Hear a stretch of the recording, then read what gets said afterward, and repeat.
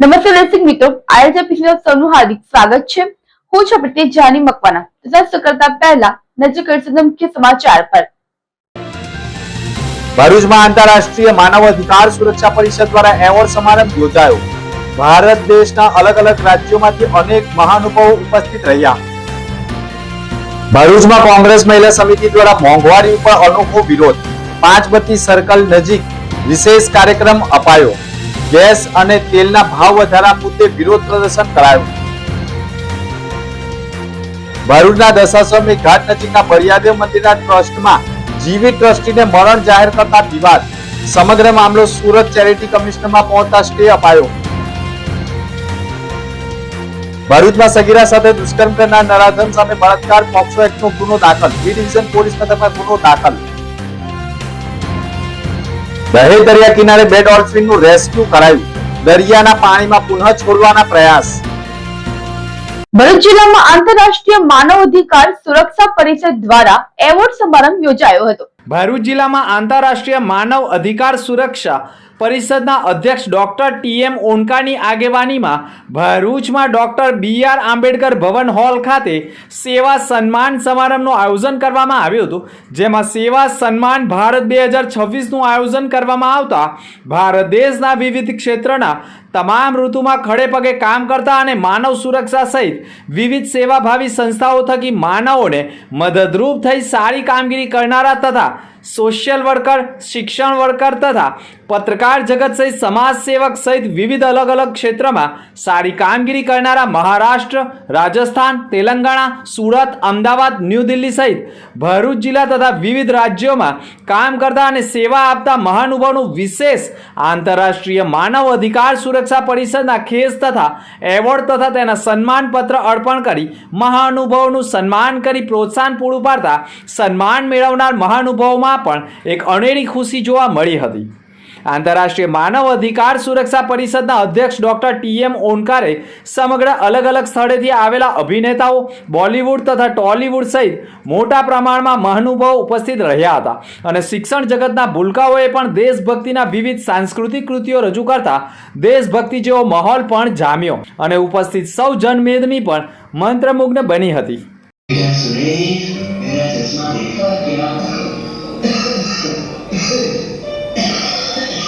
सुबह सुबह शुरू हुए बाबा कब छुटकारा मिलेगा इससे पता नहीं। बेटा मेरे को चश्मा कहीं नहीं मिल रहा है, तू ही ढूंढ के दे दे ना। क्यों सुबह सुबह परेशान करते हो बाबा, आप खुद ही ढूंढो ना। मेरा चश्मा नहीं तो रखा, कहाँ है? दिख नहीं रहा है, चश्मा कहाँ गया? बाबा आपने नाक में दम करके रखा है, क्यों परेशान कर रहे हो? अपना चश्मा खुद संभाल के नहीं रख सकते? रोहन की मम्मी पापा का चश्मा ढूंढ के दिखा दो। पापा जी का चश्मा कहाँ है? एक दिन का थोड़ी ना है, तुम ही ढूंढ कर दो, मैं होटल में आ रही हूँ, मेरे पास टाइम मैं तेरा परिंदा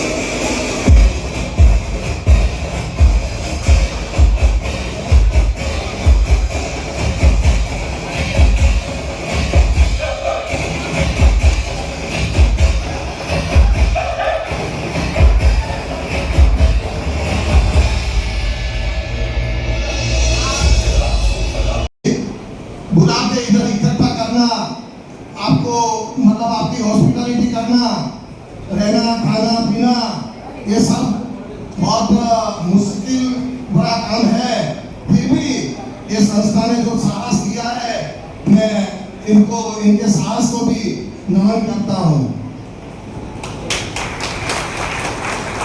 आप सब लोग जो इधर पधारे हैं और जैसे बताया गया सूची में कि अलग अलग क्षेत्र में आप लोगों ने जो सेवा का जो ભરૂચમાં એક્ટિવાની ચોરી કરતો ગઠિયો સીસીટીવી કેમેરામાં કેદ થયો છે।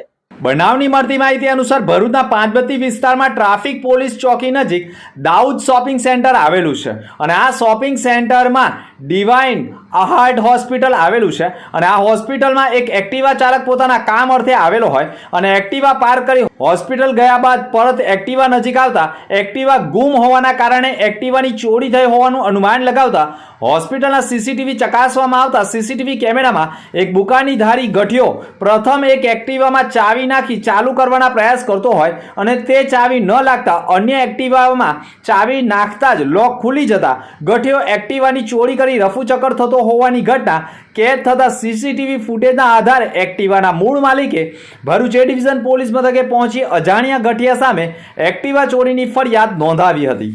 ભારતની જીતના વધામણાને લઈ પાંચબત્તી સર્કલ ઉભરાયું હતું। ભરૂચ જિલ્લામાં ભારત ન્યુઝીલેન્ડની ફાઇનલ મેચનો રોમાંચક માહોલ મોડી રાત્રિ સુધી જામતા અનેક સ્થળોએ ટીવીના શોરૂમ ઉપર ટીવીમાં મેચ જોવા માટે લોકોએ ભારે દોટ મૂકી હોય અને ફાઇનલ મેચમાં આખરે ભારતે પ્રથમ બેટિંગમાં 255 રન કરી તેના જવાબમાં ન્યુઝીલેન્ડે 159 રનમાં ઓલ આઉટ થતા અને ભારતનો 96 રને વિજય થતા સમગ્ર ભરૂચ જિલ્લામાં ક્રિકેટ પ્રેમીઓમાં ઉત્સાહ અને ઉમંગ સાથે પાંચબત્તી સર્કલ નજીક વિવિધ વિસ્તારોમાંથી ક્રિકેટ પ્રેમીઓ સહિત ઢોલ નગારા સહિત ભારતના ઝંડા સાથે રોડ પર ઉતરી આવતા પાંચબત્તી સર્કલ નજીક ચારે બાજુ લોકોનું માનવ મહેડામણ જામી જતા અને ઘણા ક્રિકેટ પ્રેમીઓ જોખમી રીતે ફટાકડા ફોડી આતશબાજી કરતા અને સતત વાહન વ્યવહારને અડચણરૂપ લોકો ઊભા રહેતા 2 કલાક સુધી લોકોએ સેલિબ્રેશન કર્યા બાદ પણ લોકો સ્થળ ઉપરથી ખસવાનું નામ ન લેતા પોલીસે પણ બળ પ્રયોગ કરી લોકોને વેરવિખેર કરવા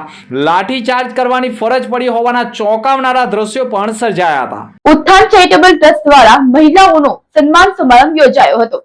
આંતરરાષ્ટ્રીય મહિલા દિવસ નિમિત્તે ઉત્થાન ચેરિટેબલ ટ્રસ્ટ મહિલાઓના સન્માન અને પ્રોત્સાહન માટે એક ભવ્ય કાર્યક્રમનું આયોજન કરવામાં આવ્યું હતું। આ કાર્યક્રમમાં ધારાસભ્ય રમેશ મિસ્ત્રીના અધ્યક્ષસ્થાને કાર્યક્રમ યોજાયો હતો। કાર્યક્રમમાં સમાજના અગ્રણીઓ તથા મહાનુભાવો મોટી સંખ્યામાં ઉપસ્થિત રહ્યા હતા। આ સમગ્ર કાર્યક્રમમાં સંસ્થાના પ્રમુખ પરેશ મેવાડાના માર્ગદર્શન હેઠળ સફળતાપૂર્વક કાર્યક્રમ યોજાયો હતો। આ પ્રસંગે ભરૂચ જિલ્લાના શ્રેષ્ઠ વહીવટ અને ઉત્કૃષ્ટ કાર્ય કરનાર કાશ્મીરાબેન સાવંત મહિલા અને બાળ વિકાસ અધિકારી તથા માધવીબેન મિસ્ત્રી મામલતદાર તથા શ્વેતા ઠાકોર સામાજિક અગ્રણી, સંધ્યા મિશ્રા સામાજિક અગ્રણી અને કિંજલબેન ચૌહાણ વિશાખા ફાઉન્ડેશનના સભ્યના યોગદાનને બિરદાવવા માટે નારી સન્માન કાર્યક્રમનું આયોજન કરવામાં આવ્યું હતું। સન્માનિત મહિલાઓને શાલ અને સ્મૃતિ ચિહ્ન તથા ભેટ આપી સન્માનિત કરવામાં આવ્યા હતા। કાર્યક્રમ દરમિયાન મહાનુભાવો દ્વારા મહિલાઓને આત્મનિર્ભર બનવા શિક્ષણને પ્રાથમિકતા આપવા અને સમાજના વિકાસમાં સક્રિય ભાગ ભજવવા માટે પ્રેરણા આપવામાં આવી હતી। આ કાર્યક્રમ દ્વારા મહિલાઓને સન્માન આપવા અને સમાજમાં તેમની મહત્વપૂર્ણ ભૂમિકાને ઉજાગર કરવાનો સુંદર સંદેશો આપવામાં આવ્યો હતો। ભરૂચમાં કોંગ્રેસ મહિલા સમિતિ દ્વારા મોંઘવારી ઉપર અનોખા વિરોધ પ્રદર્શન કરાયા હતા। ભરૂચ જિલ્લામાં દિવસે ને દિવસે વધતી મોંઘવારી તેમજ ગેસ, પેટ્રોલ અને ખાદ્ય તેલમાં પણ ભાવોમાં થયેલા ભારે વધારા સામે ભરૂચ જિલ્લા મહિલા કોંગ્રેસ સમિતિ દ્વારા અનોખા અંદાજમાં વિરોધ પ્રદર્શન કરવામાં આવ્યું હતું। મહિલા કોંગ્રેસની બહેનો ભરૂચ શહેરમાં પાંચબત્તી વિસ્તારમાં એકત્ર થઈ સરકારની નીતિઓ સામે નારાજગી વ્યક્ત કરી હતી। પ્રદર્શન દરમિયાન બહેનો રોડ ઉપર બેસી ચૂલો સળગાવી તેના પર રોટલા બનાવી ગેસમાં થયેલા ભાવ વધારા સામે અનોખો વિરોધ નોંધાવ્યો હતો। વધતી મોંઘવારીના કારણે સામાન્ય અને મધ્યમ વર્ગીય પરિવારો પર પડતા આર્થિક બોજ અંગે તેમણે સરકારનું ધ્યાન દોરવાના પ્રયાસો કર્યા હતા। આ અંગે મહિલા કોંગ્રેસની પ્રમુખ જ્યોતિબેન તડવીએ કહ્યું હતું કે છેલ્લા કેટલાય સમયથી રસોઈ ગેસ, પેટ્રોલ સાથે ખાદ્ય તેલોમાં પણ ભાવમાં સતત વધારો થઈ રહ્યો છે, જેના કારણે ઘર ખર્ચ ચલાવવો સામાન્ય પરિવાર માટે મુશ્કેલ બન્યો છે। તેમણે કેન્દ્ર સરકાર પાસે ગેસ, પેટ્રોલ અને ખાદ્ય તેલમાં વધારેલા ભાવ તાત્કાલિક ઓછા તથા ખેંચવાની માંગણી કરી છે.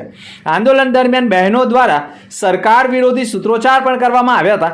સાથે ચેતવણી આપવામાં આવી હતી કે જો સરકાર દ્વારા મોંઘવારી ઘટાડવા માટે વહેલી તકે અસરકારક પગલાં લેવામાં નહીં આવે તો આગામી દિવસોમાં ઉગ્ર આંદોલન હાથ ધરવામાં આવશે.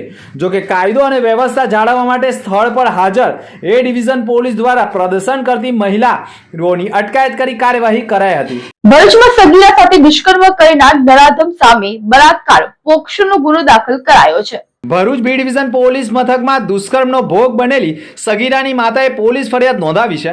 જેમાં તેણે આક્ષેપ કર્યો છે કે ભોગ બનનાર સગીરા 15 વર્ષ અને 11 મહિનાની છે, જે ભરૂચની શૈક્ષણિક શાળામાં 1 થી 10 ધોરણ સુધીનો અભ્યાસ કરતી હોય અને 7મા ધોરણમાં અભ્યાસ કરતી વેળાએ પાડોશી યુવક હિતેશ સુરેશ વસાવા ઉંમર વર્ષ 21 અને 7 મહિના સતત 7મા ધોરણથી સગીર વિદ્યાર્થીનીનો પીછો કરી તેની સાથે વારંવાર અલગ અલગ સ્થળોએ લઈ જઈ દુષ્કર્મ કર્યું હોય અને તાજેતરમાં ધૂળેટીના સમયે પણ હિતેશ વસાવે ફરિયાદીની ભોગ બનનાર સગીરાને તેણીના ઘરે લઈ જઈ તેણીની સાથે ગંભીર પ્રકારનું દુષ્કર્મ કર્યું હોય અને ત્યાર પછી પણ સગીરા સાથે વારંવાર દુષ્કર્મ કર્યું હોય તેવા ભોગ બનનારની માતાએ ફરિયાદમાં આક્ષેપ કરતા આખરે પોલીસે ભોગ બનનારની માતાની ફરિયાદના આધારે હિતેશ સુરેશ વસાવા સામે અપહરણ, બળાત્કાર, પોક્સો સહિતની કલમ મુજબ ગુનો દાખલ કરી તેની ધરપકડના ચક્રો ગતિમાન કરવામાં આવ્યા છે.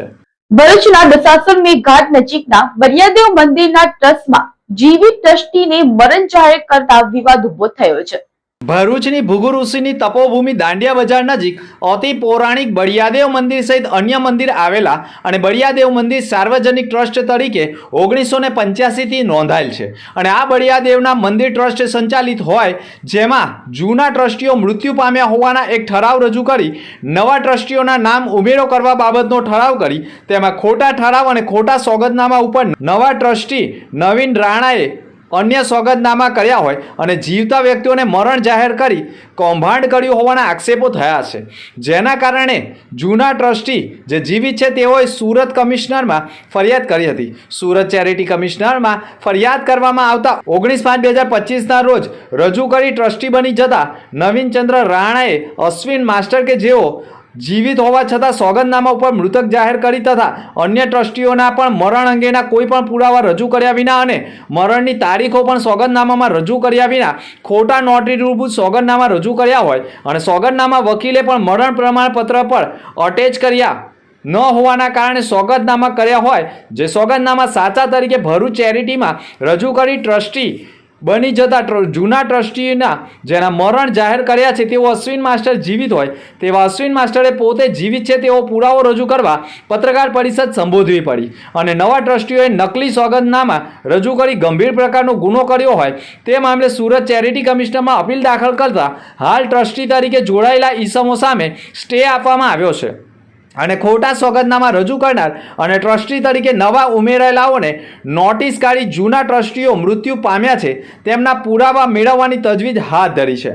જોકે ખોટા સોગંદનામા રજૂ કરવા અને ચેરિટી ભરૂચ કચેરી ખાતે ખોટા દસ્તાવેજો રજૂ કરી ગંભીર પ્રકારનો ગુનો કરવો તે ફોજદારી રાહે ગુનો બને છે, જેના કારણે સુરત ચેરિટી કમિશનર પણ આવનાર સમયમાં ગંભીર પ્રકારનો હુકમ કરે તો ગુનો દાખલ થઈ શકે તેમ છે.